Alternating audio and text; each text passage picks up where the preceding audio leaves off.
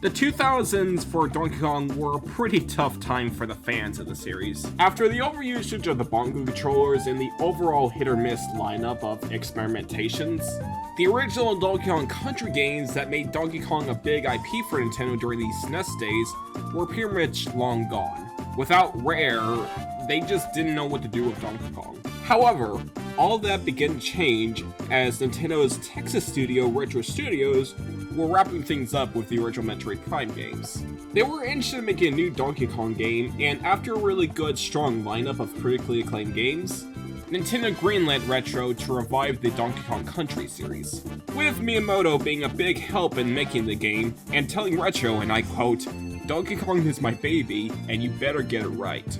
And after that, development went very smoothly, with Reggie being the one that proudly announced the new Donkey Kong Country game, where they aimed to not only bring back Donkey Kong, but to make it magic again.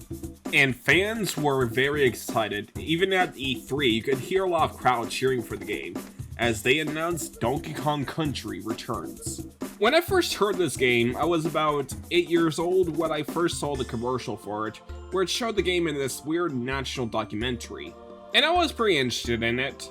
I knew nothing about Donkey Kong Country at the time, as I only recognized Donkey Kong from the Mario games. So I guess Nintendo did a great job of showing Donkey Kong Country to a brand new generation. I was able to get it on Christmas Day and played it, and I honestly really sucked at it. But eventually, as time grew, I got better and better at the game, where I eventually was able to beat the game. And I did replay this game a couple times years on end, but I haven't really picked this game up in a really long time. Mostly because with Retro Studios Donkey Kong games, I mostly picked Tropical Freeze, the direct sequel to this game. So I'm very interested in how well this game in particular holds up. But with everything out of the way, let's get started. So when the game starts, it shows the volcano from Donkey Kong Island erupting, releasing these mysterious tiki creatures across the land. And they begin to hypnotize wildlife to gather up bananas, which includes Donkey Kong's banana hoard that he always keeps in his cave. One of the tikis did try to hypnotize Donkey Kong, but for some reason he's completely immune. And that face right there is amazing. So there's only one way to deal with something like this. And now it's up to Donkey Kong and Diddy Kong to stop the tikis from taking over the wildlife and to get their bananas back. The story is basically a retelling of the first Donkey Kong Country game, but replacing the Kremlings with the tikis. Yeah, this is probably one of the most controversial things with the retro Donkey Kong games, which is the removal of the Kremlings. They were pretty much the big enemies of the Donkey Kong series over the years, so to see them removed really felt like there was something missing. I don't really mind the tikis themselves. In fact, just like the previous games, they'll implement the main enemies, but also these other wildlife creatures as well. Although for the designs of the regular tiki enemies, I do have to say they're a bit on the bland side. Because a lot of these enemies are pretty much sentient single bongos. Oh great, something that Donkey Kong needed, more bongos. But yeah, I don't really mind them retreading old grounds, especially considering the fact that it's been an entire decade since we had a Donkey Kong game like this. So for the gameplay, it's somewhat a reimagining of what the original Donkey Kong Country was back in the Super Nintendo days. DK can still run, jump, and roll just like the old days, but this time Donkey Kong starts with 2 health points instead of dying for 1 hit. And since this game is heavily based on the first Donkey Kong Country game, Donkey Kong will be teaming up with Diddy Kong by fighting these barrels just like the original game. However, this is when the biggest change for Donkey Kong happens, because unlike the previous games where you can tag team each Kong, you're only playing as Donkey Kong in this game besides multiplayer. Diddy Kong pretty much rides on Donkey Kong's back, giving him a small hover move and 2 additional hit points. So essentially, Diddy Kong has been relegated to just a power-up. And that also reminds me of another change that they did in this game, which is the roll as well. In the previous games, the length of the roll depends on how many enemies you can defeat, but in this game, there's only a set distance you can roll. And at the end of the roll, you'll be way open for an enemy to attack you. This is when Diddy Kong comes in, as if you have him on you, he'll allow you to roll a lot longer. Another thing cool about the roll attack is that it still retains the hang time you could do in the previous games, where if you roll into a cliff for example, you can jump out of it, giving you pretty much a long jump. And the most satisfying part of this move is that if you do a roll jump and land on an enemy, it'll carry your momentum, meaning that you'll go flying in the air, which is pretty damn fun to do. And on that note, I think I should also mention the moves that uses the Wii Remote, because since this is a Wii Remote, That means there are motion controls. As roll is one of the things you can use the motion controls by shaking it, but if you do a standstill and shake it, you'll do this little pound move, which is something you could do in the original game, which, I'll be honest, I completely forgot about. But in this game, it's way more important than the original one, as there's a lot of secrets you can use it for, and it's used to interact with a lot of stuff. Plus, it's pretty damn satisfying to shake the ground and find a really cool collectible. But don't worry, there's also another thing you can use to interact with the environment, which is the blow feature. Yes, one of the key features for Donkey Kong in this Donkey Kong Revival is that he can blow on things. And while the ground pound was pretty much fast, quick, and very snappy, the blow move is pretty sluggish and slightly clunky. I'll be completely honest, this is probably one of the most tackiest move I've ever seen in a platformer. It's pretty much a worse version of the ground pound move. But it's not really that much of a kill breaker because Donkey Kong honestly controls really well in this game. It's different enough to set apart from the original Super Nintendo games, but similar too to realize that you're still playing a Donkey Kong game. You're still swinging on vines, going through barrel canyons, and climbing up these various patches. Rambi the Rhino also returns in this game as well as the only animal buddy, and he is still very as good as the original games. He's very powerful and pretty much invincible on the front. And of course, I have to talk about the difficulty in this game.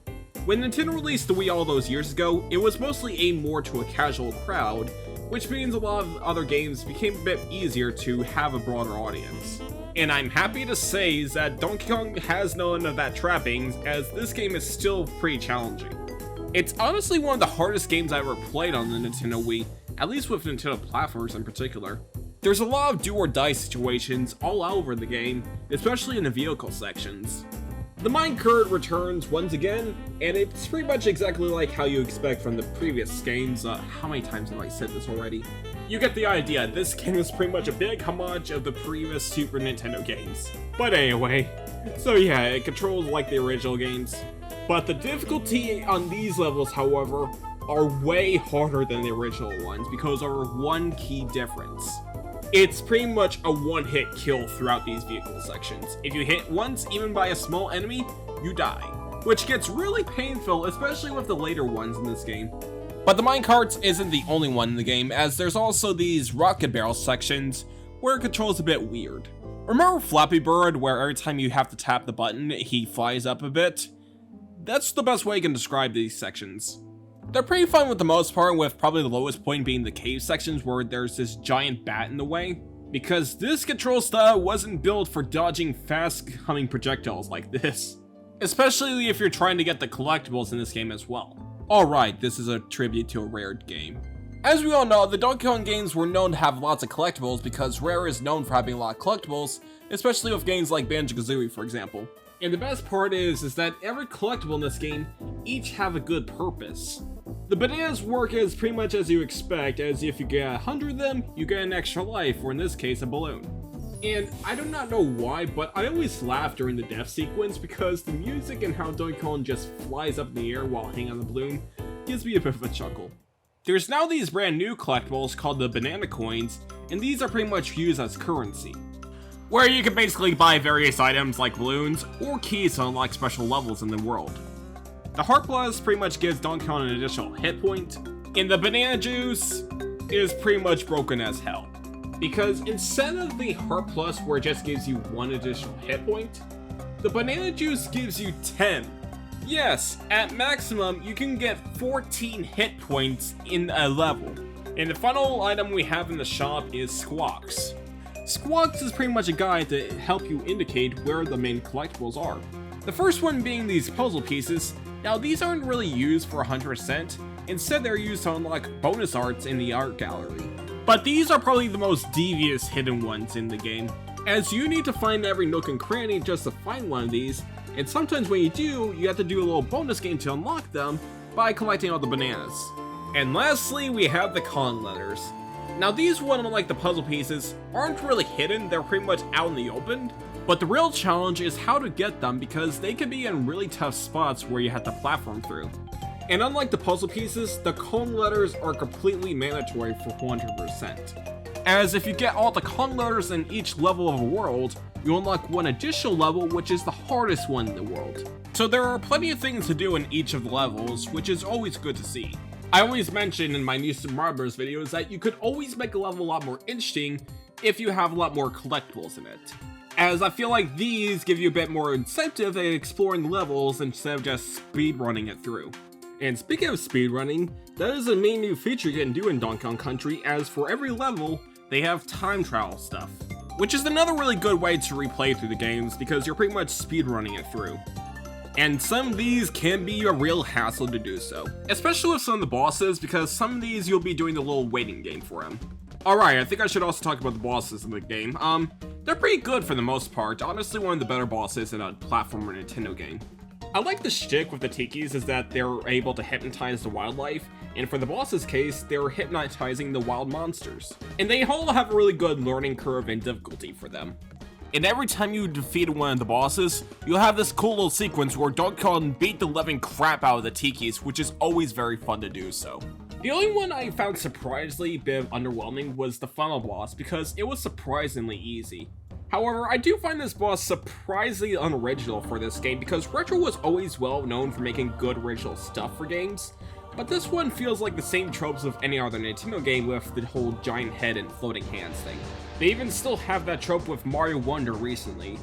And even then, this boss fight is pretty damn easy. Like, I died more with the damn rocket barrel section in the final boss than the actual final boss itself.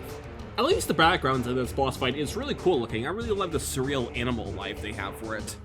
And that's what I can just say about Donkey Kong Country Returns, because hot damn, this game looks amazing for the Wii. Retro Studios was always known for making really impressive graphics for a Nintendo console, and that still applies to this very day with the amazing looking Metroid Prime Remaster. The sprawling luscious environments from the original pre-rendered SNES title has been converted into beautiful fully 3D graphics. This definitely feels like a natural evolution of the original Donkey Kong Country style. And I don't know why, but every time they show the pre-rendered cutscenes and they showed some of the animals, for some reason I immediately think of Madagascar. I don't know why, I was just a Madagascar kid growing up. The music in this game is also really good as well. A lot of it are mostly remixes of the original Donkey Kong Country game, but that doesn't mind because a lot of these are great renditions of original tunes. And they even sprawl in a couple of new tracks, which honestly fits in well with Donkey Kong. But among all of them, my favorite sections of these games are obviously the silhouette ones, because these can look very jaw-dropping. Especially with the very first one with that beautiful sunset. Retro Studios really cared for every project, and Donkey Kong Country Returns was no exception. It took a really long time, but Donkey Kong was finally back and better than ever. But we're not really done with this game yet, as a few years later after Return's release on the Nintendo Wii, a 3DS port of the game was made as well. Which is honestly really crazy at the time because they were able to fit an entire Wii game on this portable device. The only other game I could think of that they did it was probably Xenoblade Chronicles 3D. But with Donkey Kong Country Returns 3D, it's honestly a really good way to play the game because they also have a bunch of new bells and whistles. For one, they have a brand new mode in this game where they pretty much adjust a lot of the difficulty curves in this game to make it a lot easier for a portable play. And if you weren't really too keen on the motion controls of the game, they converted it all into button layouts, so you'll be good with this version. They also added a bunch of new items to make stuff like the vehicle sections a bit easier, which is always nice.